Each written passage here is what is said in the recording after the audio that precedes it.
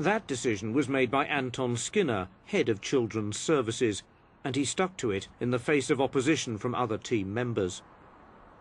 In 1997, the Maguires came to the attention of the police.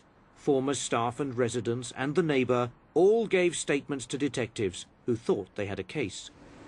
In court, Alan Maguire collapsed. He told police he was terminally ill.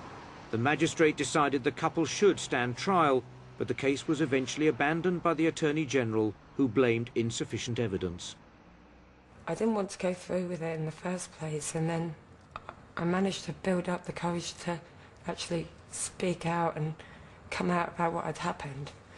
And there was evidence there to prove that what had happened did happen, and a lot of it was never brought up in court.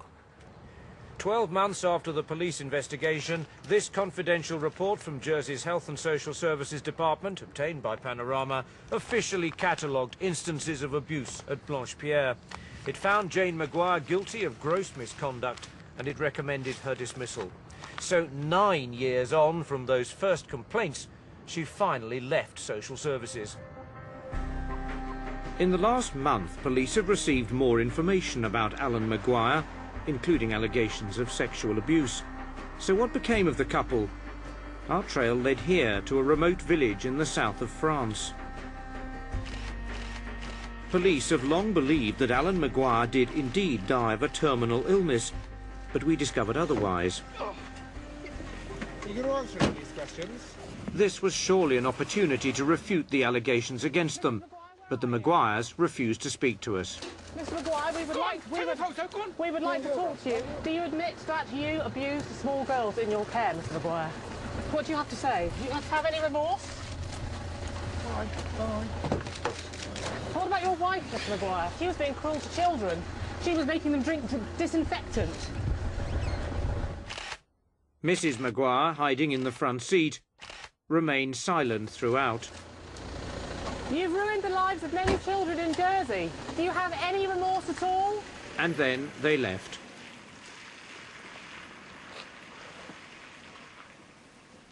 The current state of events are that forensic taping is finished in the second cellar, and we've taped the walls and joists and the approach to the second cellar.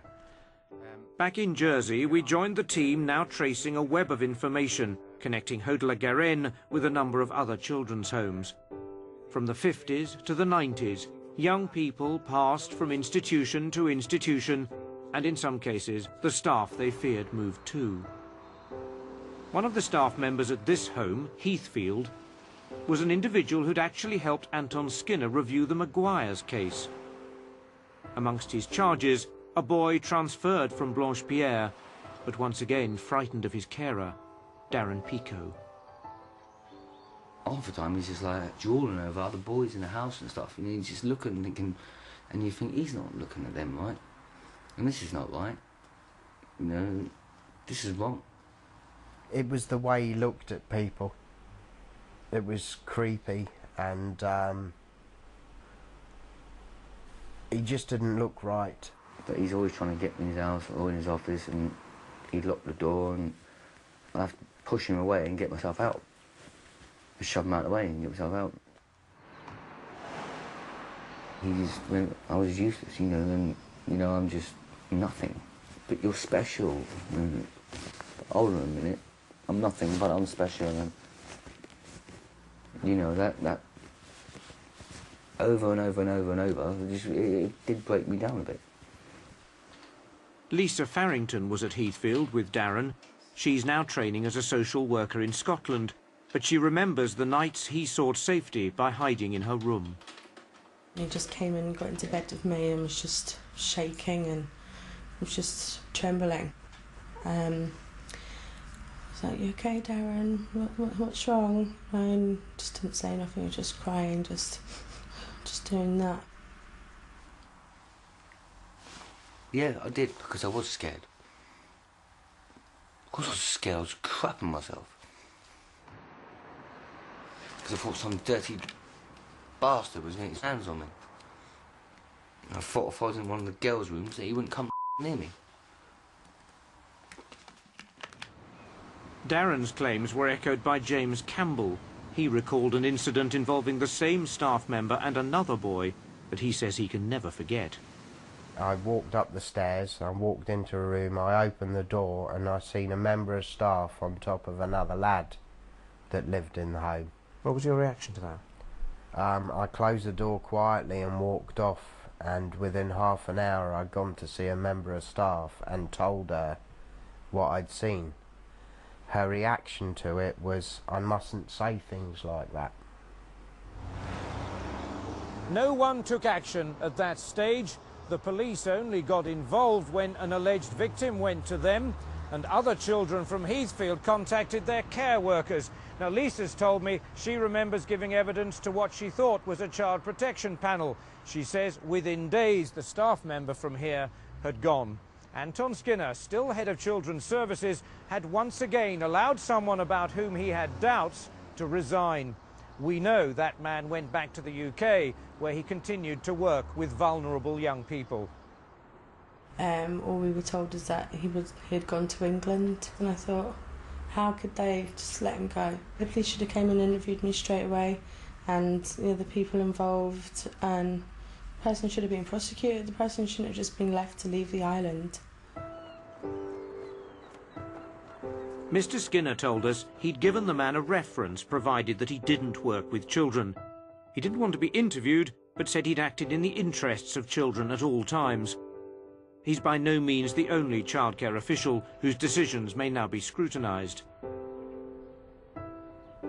It's also true that there have been other child abuse scandals in the UK, many of which were not well handled.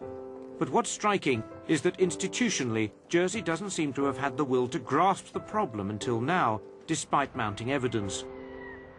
11 years after the UK introduced a sexual offences register, Jersey still doesn't have one.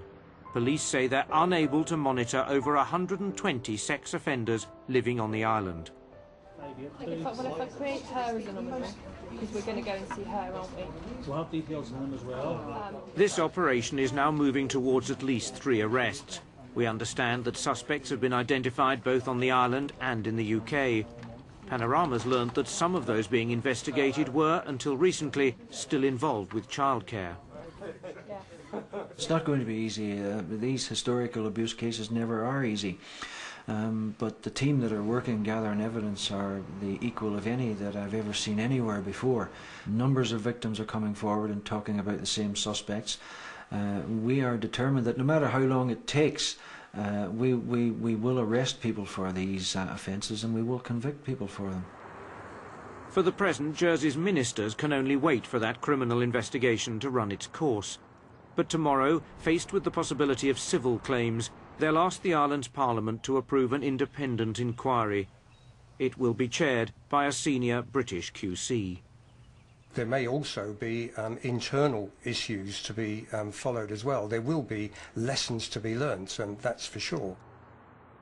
But you will name names, even if people can't be prosecuted? We will. Back at Haut-de-la-Garenne, I was allowed to watch searchers clearing a path to further cellars. Alleged victims have described 2 more areas hidden behind this blockwork. More secrets to uncover, more traumatic reminders for the victims.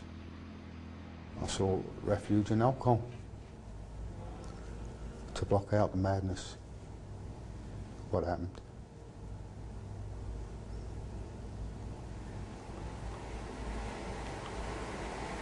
It's not over for you, is it? No. Never will be. A few yards from where the skull fragment was found, another team have begun work below the tarmac where children once played.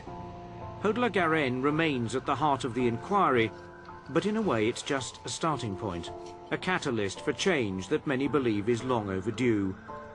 Events stretching back over half a century will continue to haunt Jersey for a good while yet. Robert Hall reporting, and we will continue to follow the progress of the Haut-de-la-Garenne investigation as it develops over the coming months. And by the way, we have of course handed over the results of Panorama's research to the police in Jersey.